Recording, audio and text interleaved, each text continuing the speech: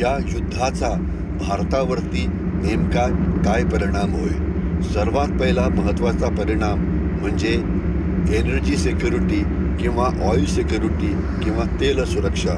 भारताचे 85% तेल आपण आयात करतो, तर त्याच्यामुळे ज्यावेळेला काही तेलामध्ये प्रॉब्लेम होऊ लागतात तर थोडाफार परिणाम आपल्यावरती होऊ शकतो. परंतु शॉर्ट टर्ममध्ये भारतावरती काहीही परिणाम होणार नाही, कारण आपल्याकडे 62 दिवसाचं तेल आपण स्टॉक करून ठेवलेलं आहे, नंबर 1. दुसरं, आपण जे आपलं तेल आहे विविध वेगवेगळ्या स्रोतांपासून आणतो, तर त्याच्यामुळे एक जरी स्रोत बंद पडला तरी फरक पडत नाही. आपण दुसऱ्या ठिकाणनं तेल हे आणू शकतो.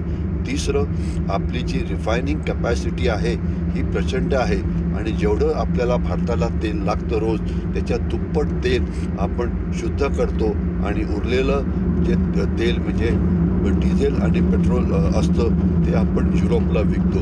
जर गरज पडली तर काही दिवस आपली ही जी निर्यात मोठ्या प्रमाणामध्ये होते ती थांबवली जाऊ शकते.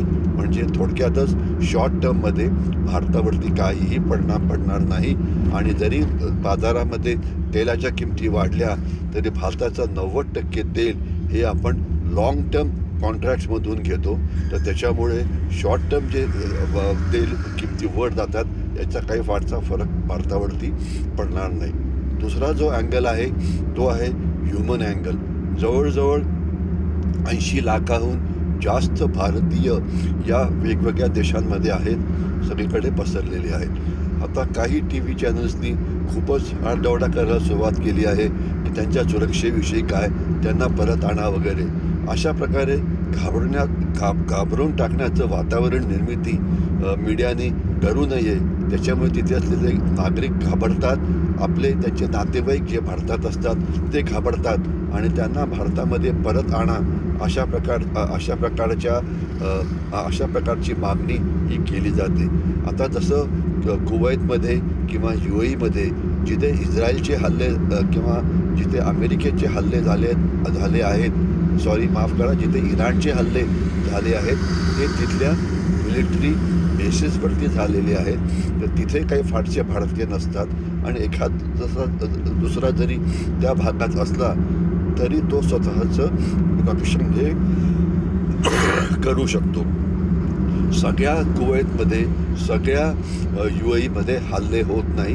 जिथे हल्ले होत आहेत त्यापेक्षा दुसऱ्या सुरक्षित ठिकाणी भारतीयांनी जायला पाहिजे, हे ते काम करू शकतात. म्हणजे सगळ्या देशांमध्ये जिथे भारतीय आहेत सगळीकडे धोके नाहीत. काही ठिकाणी आहेत जिथे धोके आहेत त्या भागात राहू नये आणि जर परिस्थिती गंभीर झाली तर अर्थातच भारत सरकार याच्यावरती विचार करेल आणि यांना भारतामध्ये परत आणलं जाईल.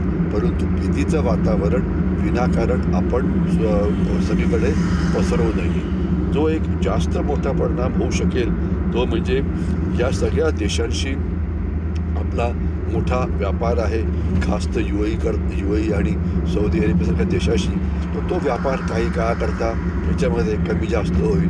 पण जर असं म्हणजे व्यापारामध्ये आयात पण आहे, निर्यात पण आहे, तर ही आयात किंवा निर्यात कमी झाली तर हेच नुकसान सगळ्या जगाचं होणार आहे. तर त्याच्यामुळे आपलं नुकसान जगाच्या तुलनेमध्ये कसं कमी होईल हे आपण बघायला पाहिजे आणि नंतर जे नुकसान व्यापारामध्ये होत असेल ते भरून काढण्याचा आपण प्रयत्न करायला पाहिजे.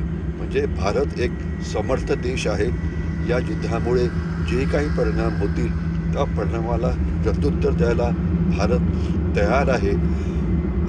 आणि लक्षात ठेवा, आज जर जगात कुठली सर्वात सुरक्षित जागा असेल तर ते म्हणजे भारत नावाचा देश. तर त्याच्यामुळे या युद्धामध्ये आपण इतर देशांच्या तुलनेमध्ये आपल्या राष्ट्रीय हिताचं रक्षण हे नक्कीच जास्त चांगल्या पद्धतीने करू, याविषयी कोणाच्याही मनामध्ये कुठलीही शंका नको.